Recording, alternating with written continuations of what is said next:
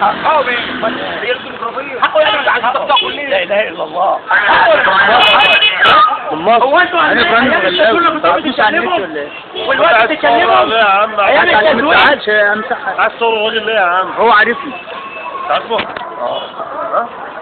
لا ده حاجة صعبة جدا. ده يعني احنا بقالنا 30 سنة بناكل على قفانا وهم في الجحور، ودلوقتي اما يديهم نفس شوية يهاجمونا.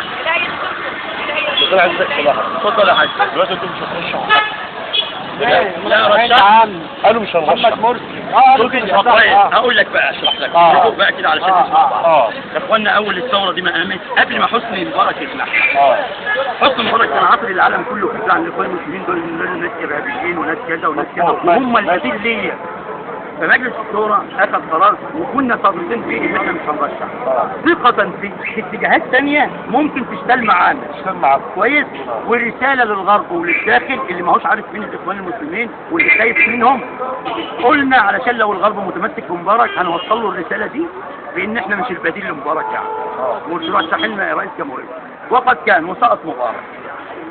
مع السنة والشوية دي اتبدلت احوال كتير. اولا الغرب اللي احنا كنا عاملين حسابه جه وزار الجماعة وراح وعرف افكارها ووثق فيها. الامر الثاني ان الناس في الشارع لقينا معظم التيار اللي في الشارع عايز التيار الاسلامي، فقلنا طيب بلاش احنا نرشح ونشوف ناس صالحة الناس تعاون معانا. مظبوط. شهرين بنكلم 3 افراد عشان يمسكوا رئيس الجمهورية، منهم طارق البشري ومنهم الغرياني بتاع المحكمة ومنهم شهرين ضيعناهم مفاوضات عشان حد من رفضوا. مسؤولية كبيرة رفضوا.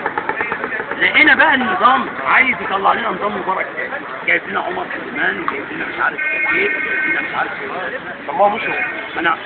ما فيش مشوا، ما احنا الشفيق موجود وعمرو موسى موجود، والنظام الوقت متحفظ على مبارك كده معزز مكرم لغايه ما يعمل عمليه تدوير، يطلع حد من دول ويطلع الناس تاني وكأن ما فيش مال وكأن دم